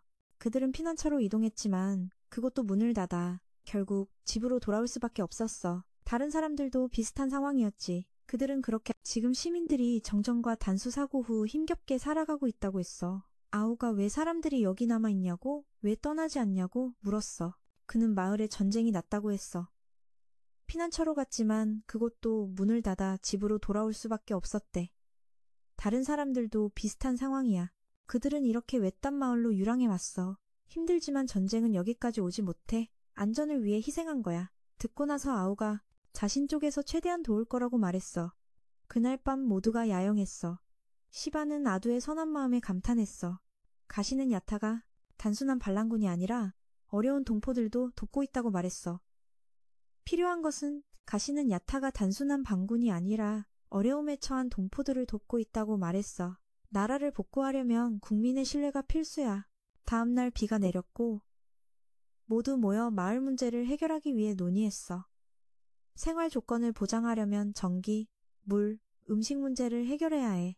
칸무이는 물길을 뚫고 물레방아를 만들어 전기를 생산하고 농사를 짓자는 방안을 제시했어. 그 후 모두 작업을 시작했어. 시바와 몇 명은 오래된 자동차에서 기계를 분해했고 아두는 고벨에게 몇 가지 지원을 부탁했어. 그는 이 일이 돈이 된다고 동의했어.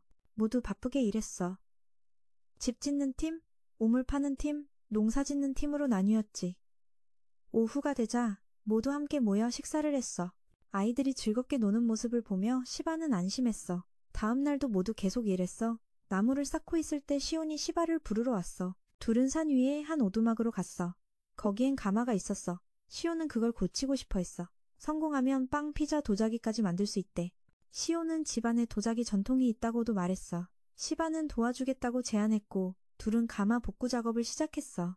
작업 중 두 아이가 호기심에 찾아왔고 시온은 그들을 함께하자고 초대했어. 시간이 지나며 모두가 일을 완성해갔고 시바팀도 가마를 완성했어. 시온의 지도 아래 시바와 두 아이는 컵과 접시 같은 많은 도자기를 만들었어. 이제 굽고 색칠만 하면 사용할 수 있어. 가시 쪽은 장비를 들여왔고 이제 물이 흐르는 우물만 있으면 돼. 물레방아도 전기를 공급하기 시작했어. 하지만 가인은 이 정도로는 주민들이 충분히 쓰지 못할 거라고 했어. 가시 쪽도 단단한 바위에 부딪혀 문제를 겪고 있었어. 나무가 조사한 바위 두께는 입로 뚫기 매우 어려웠어. 그래도 성공하면 안젤로가 말하길 하루 100리터의 물이 나와 주민들이 쓸 수 있대. 미즈카는 해결 방안을 제시했어. 며칠간 모두 계속 일했고 물레방아는 더 많은 전기를 생산하도록 업그레이드 됐어. 그래도 가인은 전기량이 겨우 괜찮은 수준이라고 평가했어. 그때 나무가 둘을 우물로 불렀어. 미즈카는 레이저와 관통 말뚝을 결합한 장치를 설계했어. 먼저 레이저로 바위를 녹이고 그 다음 관통 말뚝을 쏘는 거야. 가이가 이 아이디어를 냈기에 시바에게 하라고 했어. 안 하면 화낼 거야. 어쩔 수 없이 시바는 나서야 했어. 새 AI의 지도로 시바는 레이저를 목표에 쐈어. 이제 레버만 누르면 돼. 하지만 가인은 기술 이름을 외쳐야 한다고 했어. 얼마 지나지 않아 지하수가 분출하기 시작했어. 그 힘을 이용해 물레방아 회전을 가속해 풍부한 전기를 공급했어. 불빛이 켜지고 모든 게 점점 좋아지고 있었어. 마을 사람들은 모두 고개 숙여 감사했어. 여행을 마치고 돌아온 시바, 가시, 시온 세 사람은 야타 조직원들을 위한 물품 구매, 임무를 맡았어. 비밀리에 해야 했지. 목록을 보니 언제 끝날지 모르겠어. 그때 한 사람이 가시를 알아봤어. 유영이었어. 세 사람은 공원에서 이야기를 나눴어. 시바는 가시에게 형제가 있다는 걸 몰랐고 처음으로 그가 웃는 모습을 봤어. 나무는 두 사람에게 유영이 부모님과 함께 야타본부에서 일했다고 말했어. 하지만 부모님이 아시아군과 싸우다 희생된 후 가시 아버지가 유영을 입양했고 가시는 형을 친형처럼 아꼈어. 유영이 갑자기 조직을 떠나 가시가 한동안 슬퍼했대. 한권은 한참 이야기하다가 유영이 떠날 시간이 됐다고 했어. 연락처를 교환하고 유형이 먼저 떠났어. 본부에 돌아오자 기는 아버지와 유형과 찍은 사진을 꺼내 과거를 떠올렸어. 두 형제가 산에서 길을 잃은 적이 있었는데 시바는 무서웠지만 유형이 안심시켜줬어. 혈연은 아니지만 항상 지켜줬어. 그 기억은 시바 마음속에 지워지지 않아. 다음날 시바팀은 새 장비를 시험했어. 아무 문제 없었고 가시는 이유에서 온 메시지를 받았어. 뜻밖에도 지에게 형제가 있었어. 그리고 이번이 그가 그렇게 웃는 걸 본 첫 번째였어. 카츠는 두 사람에게 더 이야기해줬어. 유지영은 부모님과 함께 야타본부에서 일했대. 하지만 두 분이 아시아군과 싸우다 희생된 후 가시 아버지가 유지영을 입양했고 가시는 형처럼 아주 아꼈어. 유지가 갑자기 조직을 떠났을 때 가시는 한동안 많이 슬퍼했지. 한권이 한참 이야기하다가 이제 유지가 떠날 시간이라며 둘은 연락처를 교환하고 유지가 먼저 떠났어. 야타본부에서 부모님과 함께 일했어. 하지만 두 분이 아시아 군과 싸우다 희생하신 후 가시 아버지는 유를 입양했고 가시는 형처럼 유를 아주 아꼈어. 유가 갑자기 조직을 떠났을 때 가시는 한동안 많이 슬펐지. 한권이 한참 이야기를 나눈 후 유가 떠날 시간이 되었어. 둘은 연락처를 교환하고 유가 먼저 떠났어. 본부로 돌아온 기는 아버지와 유와 함께 찍은 사진을 꺼내 예전 추억을 떠올렸어. 그때 두 형제가 산에서 길을 잃었지. 기는 매우 무서웠지만 유가 안심시켜 주었어.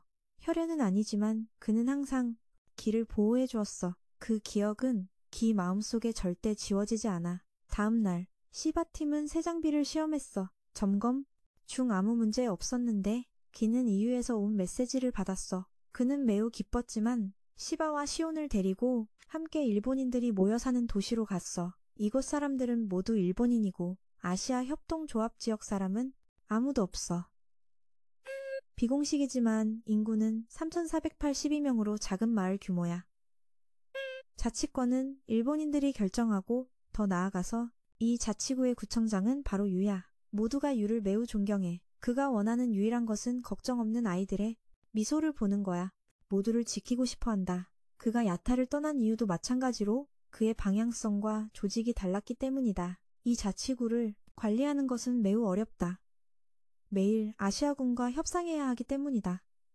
야타처럼 싸우는 대신 그는 미래에 도시가 더 확장되길 바란다. 그리고 시간이 되어 유 선배는 떠나고 3명 모두 자유롭게 구경할 수 있었다. 그들이 조금 걷자마자 유 선배의 지인이라며 주민들이 많은 선물을 주었다.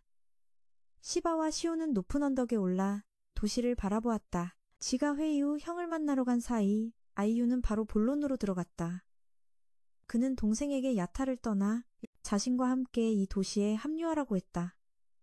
인구 제한 때문에 이곳 인구가 늘 수 없지만 그는 아시아군에 부탁해 지를 우선 받아들일 수 있다고 했다. 그는 동생이 더 이상 총을 들지 않고 이곳에서 평화롭게 살길 원했다. 쥐는 아직 답할 수 없어 시간을 달라고 했다. 그 후 그는 본부로 돌아갔다.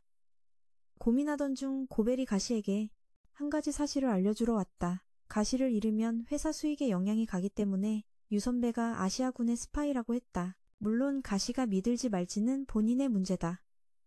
하지만 고벨은 정보도 거래 상품이라 완벽할 필요는 없다고 했다. 그리고 조금만 생각해도 아시아군이 어떻게 유 선배에게 이렇게 큰 자치구를 세우게 할 수 있는지 알 수 있다. 그래서 유 선배는 그들이 만든 도시를 위해 그들의 앞잡이가 된 것이다. 토지 몰수, 정보 수집, 반란 세력 고발, 뇌물수수, 때로는 협박까지 한다. 지가 사랑하는 형은 일본인을 팔아 일본인을 지킨다. 만약 지가 계속 오와 연락하면 야타의 정보가 조만간 모두 새어나갈 것이다. 조종사 한 명을 잃는 것은 고벨 회사의 큰 손실이다. 그런데 3명이나 된다. 그는 지에게 심각한 결과를 피하려면 신중히 생각하라고 조언했다. 믿지 못하면 직접 확인해도 된다고 했다. 듣고 나서 주인은 바로 자리를 떠났다. 어두운 방에서 가시는 누구에게도 이 이야기를 하지 말라고 했다. 그는 차를 잃었을 때를 떠올렸다. 다음 날 가시는 몰래 도시로 돌아가 조사를 시작했다. 몇 바퀴 돌자마자 많은 이상한 점을 발견했다. 의료부터 필수품까지 모든 물자가 매우 부족했다. 향하는 것을 보았다. 역시 그들은 필수품 운송을 이용해 정보를 강요하고 있었다. 명백히 협약이 없는 일이지만 가시는 어쩔 수 없이 따랐다. 지에게 전화를 걸었다. 두 사람은 자치구 밖에서 만나 본부로 갔다. 유 선배는 카무이와 아두를 만났다. 그는 아시아 군과 손잡고 자치구를 세운 사실을 모두 말했다. 그리고 그들이 정보를 캐내 야타를 말살할 계획이라고 했다. 아시아가 자치구를 거점으로 사용할 수 있으니 그들은 철수해야 한다고 조언했다. 모든 말을 마친 후 유 선배는 아시아군의 의심을 피하려 본부를 떠났다. 아두의 남은 자리에 머물라는 제안을 거절했다. 그런데 갑자기 유 선배의 차가 시동이 걸리지 않았다. 정비사가 와서 점검했는데 하루가 걸린다며 유 선배에게 오늘 밤 자고 가라고 했다. 그는 손님 대접을 받지 않았다. 한밤중 모두가 잠든 사이 유 선배는 몰래 야타 데이터를 복사했다. 그가 밖으로 도망치려 할 때 쥐가 막았다. 그는 그들이 죽는 것을 원하지 않았다. 쥐도 조직을 희생할 수 없었다. 두 사람은 계속 다투었다. 유 선배는 돌아서기로 했다. 가시는 총을 겨누었지만 결국 쏘지 못했다. 그 후 며칠간 새 조종사는 바다 위에서 떠돌며 투오쿠라는 자신들과 비슷한 반란 조직을 만났다. 새 조종사는 아두와 카무이와는 다른 방향으로 흩어졌다. 그들은 전에 고벨과 이동 경로를 논의했다. 고벨은 그들이 일본 부흥을 목표로 하는 투오쿠 조직을 만날 수 있다고 했다. 하지만 그들은 아시아, 유럽 군대에게 쫓기고 있었다. 얼마 지나지 않아 그들은 투오쿠 조직이 숨어있는 섬에 도착했다. 쿠마이, 전날 그들은 고벨과 이동 경로를 상의했어. 그는 그들이 일본 부흥을 목표로 하는 투오쿠 조직을 만날 수 있다고 했어. 하지만 그들은 아시아, 유럽 군대의 추격을 받고 있어. 얼마 지나지 않아 그들은 투오쿠 조직이 숨어있는 섬에 도착했어. 그곳은 아시아, 유럽 군대가 공격 중이었지. 모두가 절망적으로 저항하고 있었어. 아시아 유럽 군대는 전부 아마이를 사용해 억압하고 있었지. 마침 그때 시바팀이 도착해 지원했어. 가시는 멀리서 저격해 적을 연달아 쓰러뜨렸어. 아시아 유럽 연합군이 전부 아마이를 사용해 탄압할 때였다. 마침 이때 시바 일행이 지원하러 왔다. 가시는 멀리서 저격해 적들을 쓰러뜨렸다. 연참상과 캔두는 아마 이 구간에서 날아다니며 배구 죽이기 시작했다. 하지만 적이 여전히 많아가시는 연막탄을 쏘고 후퇴했다. 이번 작전 지휘관인 젤로이 중위는 모든 광경을 지켜봤다. 그는 흐뭇하게 웃으며 다음번에는 자신이 직접 출전하겠다고 말했다. 무사히 탈출한 후 그들은 지휘관을 만났다. 그는 세 사람 모두에게 도움을 준 것에 감사했다. 시바가 주변을 둘러보니 조직이라 부를 만한 사람이 거의 없었다. 코노가 설명했다. 사실 예전에는 그들이 매우 많았지만 그자가 나타난 이후로 작전을 지휘한 이후로 그는 대량의 AI에 강력히 투자해 투오쿠 조직을 완전히 소탕했다고 했다. 코노의 다음 계획은 이 섬 동쪽으로 진격하는 것이다. 그곳에 그들의 세력이 합류할 예정이었다. 가인은 성공 확률을 높이기 위해 주변 지역의 지형을 정찰해야 한다고 말했다. 이후 세 사람은 각각 호위병과 함께 정찰을 나섰다. 높은 곳에 올라간 시바는 이상한 빛기둥 몇 개를 보았다. 호위병에 따르면 그것은 적의 신호장비였다. 주변에 많이 설치되어 있었고 사람을 감지하지 못하며 아마이만 인식했다. 신호 하나가 꺼지면 목표 발견으로 간주했다. 시바는 그것을 이용할 생각을 했고 젤로이는 전장에 나가기 전 비서가 반대했지만 그들은 이미 그런 방식을 좋아하며 시바 일행을 반드시 이기겠다고 말했다. 그때 그는 가신과 시온과 함께 위치를 잡고 있었다. 안개가 짙어지자 젤로이는 아마이에 올라 작전 개시를 명령했다. 그는 숲에 무차별 포격을 퍼부었다. 시바 일행이 움직이자 그들은 계속해서 포격을 퍼부었다. 가시는 연막탄을 터뜨려 신호를 교란했지만 젤레는 신호탑을 활성화시켰다. 세 사람이 지도에 나타나자 즉시 사격해 시바 일행을 한 점으로 몰았다. 그러나 그들이 궁지에 몰리자 갑자기 신호가 사라졌다. 가시는 밖에서 다리를 폭파해 적의 진격을 막았다. 캔부와 참상은 양쪽 날개에서 나라와 적을 섬멸했다. 그들의 시스템 해킹은 너무 쉬워 위치를 위조할 수 있었다. 이후 세 사람은 안개를 이용해 자신을 숨겼다. 작은 적들을 처리한 후 그들은 젤레노이드에게 직진했다. 안젤로와 가인은 신나서 그와 싸웠다. 참상이 지원하러 날아왔지만 총에 맞아 피했다. 젤레노이는 캔부를 겨냥했으나 참상이 돌아서서 총을 부러뜨렸다. 양쪽에서 공격받았지만 그는 여전히 맞섰다. 그의 검은 너무 단단해 부러뜨릴 수 없었다. 그러나 싸우는 도중 그의 아마이가 움직이지 않았다. 가시는 후퇴를 결정했다. 그를 죽일 필요는 없었다. 젤레노이는 분해하며 그를 노려보았다. 이건 귀족인 그에게 모욕과 다름없었다. 그때 아마이의 검과 갑옷이 산산조각 났다. 시바 일행으로 돌아가서 코노의 부대를 나머지 군대와 합류시킨 후 그들은 작별 인사를 했다. 세 사람은 배를 타고 카무이 부대와 합류했다. 이번 임무 이후 가시는 더욱 적극적이 되었다. 얼마 지나지 않아 시바 일행은 정비팀과 재회했다. 하지만 정비를 받기 전에 시바는 캔부가 HD 근처에서 꽤 더러워져서 씻게 해달라고 허락을 구했다. 어떻게든 고벨은 그와 연락해 거래를 제안했다. 그는 자신의 정체를 숨기고 상인이라고만 말했으며 파는 것은 정보였다. 고스트의 위치로 자신의 신뢰도를 증명하기 위해 고벨은 HD의 모든 정보를 공개했다. 소피아와 HD의 친구들에 관한 내용도 포함되었다. 그는 고벨에게 대가를 물었고 고벨은 돈은 필요 없다고 했다.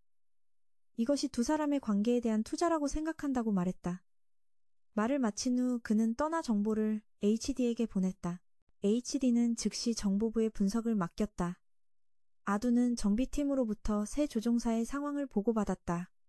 듣고 나서 그는 세 사람에게 휴식을 주었다. 통신이 끊긴 후 아두는 손님이 왔다고 알렸다. 조종사들은 아마이를 지키며 미래에 대해 이야기했다. 그들은 부흥 후 무엇을 할지 고민했다. 시오는 집에서 도자기 공방을 다시 짓고 싶어 했다. 기는 아버지의 복수를 해야 한다고 했다. 이를 들은 시바는 그가 고스트를 쓰러뜨리는 것을 도와주겠다고 약속했다. 시온도 돕고 싶어 했다. 기는 대답했지만 입가에는 미소가 번졌다. 젤레노이는 아이들한테 한 방 먹은 후 지휘관에게 보고하고 야타 조직 추적팀으로 정근을 요청했다. 이것이 앞으로 두 사람 관계에 투자하는 거야. 말이 끝나자 그는 떠나면서 정보를 HD에 보냈어. 그는 즉시 정보국에 분석을 맡겼어. 그리고 아두는 정비부서에서 새 조종사 상태를 보고받았어. 듣고 나서 그는 세 명 모두에게 잠시 휴식을 주었어. 통신이 끊기자 아두가 손님이 왔다고 알렸고 조종사들은 아마이를 조종하며 미래에 대해 이야기했어. 일본이 부흥한 후 무엇을 할지 말이야. 시오는 집에서 도자기 공장을 다시 짓고 싶어 했고 기는 여전히 아버지 복수를 해야 했어. 듣고 시바는 고스트를 쓰러뜨리는 걸 도와주겠다고 약속했어. 시온도 돕고 싶어 했지. 기는 대답했지만 입가에 미소가 있었어. 젤레노는 아이들이 한바탕 소동을 벌인 후 지휘관에게 보고하고 야타 조직 추적팀으로 정근을 요청했어. 상관은 그 요청을 승인했지. 아두는 칼을 다시 만났어. 야타 조직 추적팀으로 정근을 요청했다. 상부는 그 요청을 승인했다. 한편 에이두는 다시 시에이모이를 만났다.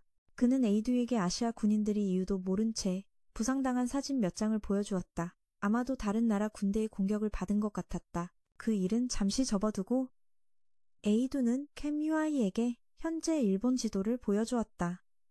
일본은 네 세력에 의해 나누어져 있었다. 만약 그들이 계속 작전을 이어간다면 미래에는 야타가 통제하는 영토가 확장될 것이다. 명목상으로는 북미연합의 소유지만 자치권은 일본에 있었다. 하지만 HD를 매우 흥분하게 만든 점이 있었다. 그것은 내 세력이 존재하는 동안 하지만 최근에 크게 변한 게 있어. 바로 아마이 원본 캔부가 만들어낸 엄청난 폭발력이 전면적인 변화를 일으켰기 때문이야. 더 정확히 말하면 캔부 안에서 스스로 발전하고 학습하는 AI인데 고스트도 비슷한 AI를 가지고 있고 심지어 가이보다 뛰어나. 생각할수록 HD는 그걸 갖고 싶어졌어. 그래서 결국 고벨과 협력하기로 결심했지. 어차피 서로 이익이니까. 얼마 후 첩보에서 정보가 들어왔어. 신뢰도가 90%인데 고스트가 아직 아시아 협동조합 구역에 있다는 거야. 고스트가 옛 전술에 적응했기 때문에 HD는 다른 방법을 준비해야 했어. HD는 첩보 담당 소피에게 시바그룹 위치를 물었어. 소피는 그들이 오래전에 흔적을 감췄고 추측하건대 여러 방향으로 흩어졌다고 했어. 잠시 생각하다가 HD는 데이와 소피를 데리고 바람을 쐬러 나갔어. 한편 시바는 미즈로 누나와 함께 캠프를 점검한 뒤 시온과 가신과 변장하고 시장에 갔어. 도착하자 모두 흩어져 쇼핑을 시작했어. 시바는 이렇게 사람이 많은 곳이 낯설었는데 우연히 HD와 부딪혔어. 시바는 미안하다고 하고 급히 자리를 떴지만 HD는 전에 들었던 목소리라 알아차리고 제의를 보내 목소리를 추적하고 대조했어. 쇼핑을 마치니 이미 오후였어. 그때 미즈루 누나가 와서 모두를 온천으로 데려가 휴식을 취하게 했어. 도착하자 남녀로 나누어졌는데 놀랍게도 시바가 거기서 HD를 다시 만났어. HD는 숨김없이 자신이 북미 군인임을 밝히고 고스트를 추적하는 임무가 있었지만 놓쳤다고 말했어. 그리고 고스트가 있는 위치도 알려줬지. 이 말은 지의 심리를 강타해 둘 다 의문을 품지 못하게 했어. HD는 데이와 함께 떠났고 여자 쪽에서는 소피도 같은 소식을 전했어. 그날 밤 고스트가 아시아군 기지를 또 공격해 큰 피해를 입혔어. 다음 날 시바그룹은 고스트 위치 정보를 보고했고 HD는 아두에게 알렸어. 쥐는 지금 당장 가서 아버지에게 복수하고 싶어 했어. 시바도 리사 누나를 위해 복수할 거라 도울 거야. 하지만 아두는 두 사람에게 정보가 확인될 때까지 기다리라고 부탁했어. 그때부터 쥐는 연습에 몰두했어. 이틀 후 고스트가 오키노시마에 있다는 정보가 확인됐어. 고스트는 그곳에서 아시아군의 거점을 점령했어. 그들은 육지 방어를 위해 해안으로 철수했어. 현재 고스트는 수리를 위해 잠들어 있고 오키노시마에 일본인이 있다는 걸 알려줬어. 아시아군은 그들을 버렸지. 이제 고스트를 무찌르는 일은 일본 국민과 나라를 지키는 것과 직접 관련돼 있어. 아두는 세 사람에게 국민을 구하고 고스트를 물리치는 임무를 맡겼어. 계획은 두 팀으로 나뉘어져 있어. A팀은 국민 대피, B팀은 3명의 조종사로 고스트가 잠든 곳을 기습하는 거야. 모두 역할을 나누어 일을 진행했어. 며칠 동안 A팀은 섬 주민들을 대피시키고 B팀은 전투 준비에 집중했어. 곧 계획이 시작됐어. 밤사이에 많은 배가 오키노시마로 이동했어. A팀은 배로 올라타 주민들을 대피시켰고 B팀은 섬으로 진입해 고스트가 있는 곳으로 향했어. H는 한 곳에 앉아 기회를 노리고 있었어. 고스트는 이미 깨어났어. 고스트는 아시아군의 잔존 병력을 사냥하기 시작했어. 두 아마이를 파괴하고 시바를 공격했던 지휘관을 노렸지. 마침 그때 시바 일행이 공격하러 왔어. 3명이 함께 고스트를 다른 곳으로 유인했어. 고스트는 아직 전술에 익숙하지 않아. 계속 시바에게 접근했어. 켄부가 구하러 왔고 가신이 비전략으로 전환했어. 3명이 고스트를 빈터로 끌고 갔어. 참장군이 높이 날아올라 위에서 지원했어. 켄부는 고스트와 다시 싸웠어. 하지만 고스트가 네팔로 진화해 시바를 놀라게 하고 우위를 잃었어. 요한이 지원 사격을 해 고스트가 둘에게 주목했어. 참장군이 전기 그물을 쏘아 고스트를 가둬버렸어. 요한이 마무리 사격을 했지만 고스트가 발밑에 줄로 반격해 그물을 부쉈어. 고스트가 요한의 머리를 잡았어. 켄부가 팔을 털어내고 참장군이 다시 전기 그물을 쐈어. 3명은 후퇴의 전략을 논의했어. 고스트의 힘이 짧은 시간에 너무 무섭게 발전했어. 진화 속도가 엄청나. 진화를 생각하던 시바가 뭔가 떠올랐어. 고스트가 뒤에서 쫓아왔어. 시바가 가신에게 A 전략을 실행하라고 했어. 켄부가 고스트를 산 정상으로 유인했고 가신이 탄약고를 찾아 고스트를 끌어들였어. 마침 참장군이 선제 공격했고 시온이 두 겹의 그물을 쐈어. 탄창 안에 고정시켰어. 연쇄 반응을 일으켜 한 구역 전체를 날려버렸어. 하지만 기뻐할 틈도 없이 고스트는 불길 한가운데서 여전히 위풍당당히 서 있었어. 그럼에도 불구하고 그들은 포기하지 않고 함께 돌진했어. 하지만 켄부는 한 방에 날아갔고 참장비는 장난감처럼 한쪽으로 던져졌지. 가인은 둘에게 연습 경기처럼 협력해서 싸우자고 불렀어. 한편 HD는 멀리서 전투를 관찰하고 있었어. 이번 전투는 누가 이기든 그에게 이득이었지. 시바가 이기면 쥐를 죽이는 임무가 끝나는 거고 지가 이기면 가이를 연구하기 위해 데려갈 수 있으니까. A팀은 이미 시민들을 무사히 대피시켰어. 그리고 아시아 군잔에도 붙잡았지. 전투 현장으로 돌아가면 3명은 여전히 조화롭게 협력하고 있었어. 하지만 데미지를 입었음에도 고스트는 여전히 엄청 강력했어. 고스트는 날아가서 요한의 총을 부숴서 저격을 못하게 막았지. 가인은 이게 더 이상 AI가 자유 전투하는 게 아니라 조종사가 있는 거라고 의심했어. 3명이 싸워도 승률은 50%였고 시간이 지날수록 점점 떨어지고 있었어. 그때 코노가 연락해서 3명에게 철수하라고 했어. 이미 계획의 절반은 성공했으니까. 하지만 시바는 거절했어. 그는 쥐가 그들을 용서하지 않을 걸 알았거든. 그는 곧 살아서 돌아올 거라며 걱정 말라고 했어. 그 말을 들은 코노는 추가 지원 물자를 보내겠다고 했어. 그리고 3명은 다시 함께 공격을 시작했지. 고스트는 캠브를 날려버리고 참장비를 땅에 눌러버렸어. 그리고 참장비의 팔을 꺾고 요한의 다리를 잡았지. 시오는 간신히 쥐만 끌고 도망쳤어. 둘은 성공적으로 숨었고 캠브는 멀리서 고스트를 관찰했어. 그들은 열감지 카메라를 사용해 고스트가 사용하는 에너지원이 꼬리 부분에 있다는 걸 발견했어. 이게 바로 고스트가 셋을 상대하면서도 에너지를 거의 쓰지 않는 이유였어. 이것이 바로 약점이지. 내부열을 해소하지 않고 높은 온도를 유지하면 조만간 과부하가 걸릴 수밖에 없어. 3명은 다시 모여 서로 에너지를 전달했어. 요한과 참장비는 모든 에너지를 캠브에게 넘겨주고 시바가 고스트를 처리하도록 했지. 그 후 캠브는 고스트와 계속 싸웠고 참장비와 요한은 공격 위치에 들어갔어. 시바는 고스트를 아시아군 창고로 끌고 가 공격했어. 고스트는 창고 안으로 돌진해 아마이를 조종해 시바를 공격하게 했어. 하지만 캠브가 뛰쳐나와 창고를 폭파시켰지. 물론 고스트는 여전히 위풍당당히 서 있었어. 그때 두 사람이 공격 위치에 들어갔다는 보고가 있었지만 캠브는 점점 불리해지고 있었어. 이 상황에서 가인은 한계를 해제할 수밖에 없었어. 이 방법만이 고스트를 이길 수 있었거든. 주저하지 않고 그는 동의했어. 한계를 해제하자 캠브는 훨씬 빨라졌고 순식간에 고스트의 팔 하나를 베어냈어. 두 사람은 동등한 힘으로 싸웠어.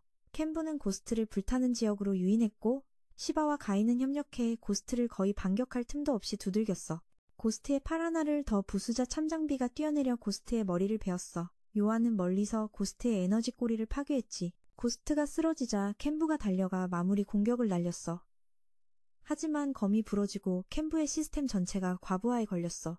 동시에 고스트도 과부하로 열이 발생했어. 몇 분 안에 너무 뜨거워져 폭발할 거였지. 하지만 고스트는 열을 식히기 위해 바다로 뛰어들었어. 그걸 막기 위해 캠브가 그를 막았어. 죽더라도 함께 죽겠다는 각오로 리사 누나처럼 되지 않게 하고 지 아버지에게 복수하려고 했지. 시바는 희생을 결심했어. 소중한 사람들을 지키기 위해 자신이 죽기로 한 거야. 임박한 순간 시바와 가인은 마지막으로 서로 마음을 나눴어. 무슨 일이 있어도 둘이 함께 끝까지 갈 거라고.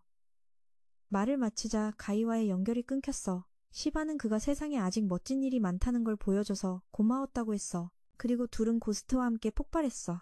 A팀은 시민들을 성공적으로 대피시켰어. 한편 아두에게 한 조종사가 신호를 잃었다는 보고가 들어와 분위기가 침울해졌지. 그들이 확인하러 갔을 때 아무것도 남아있지 않았어. 하지만 슬퍼할 틈도 없었어. 해야 할 임무가 남아있었으니까. 존과 지는 시바와 작별 인사를 하고 떠났어. 희생을 감수하며 소중한 사람들을 지키기 위해 죽을 것이다. 임박한 순간 시바와 게이는 마지막으로 서로의 마음을 나누었다. 비록 어떤 상황이 닥치더라도 둘은 끝까지 함께할 것이다. 말을 마치자마자 게이는 연결이 끊겼다. 시바는 그가 세상에 아직도 멋진 것들이 많다는 걸 보여줘서 고맙다고 했다. 그 후 둘은 코스트와 함께 폭발했다. A팀은 주민들을 무사히 대피시켰다. 아두에게 조종사 한 명이 신호를 잃었다는 소식이 전해지면서 분위기는 침울해졌다. 그들이 현장에 도착했을 때 아무것도 남아있지 않았다. 그 사이 HYD는 고스트의 잔에 몇 조각을 건졌다. 더 놀라운 것은 그 AI가 아직도 온전했다는 것이다. 애니메이션 1부는 여기서 끝난다. 안녕.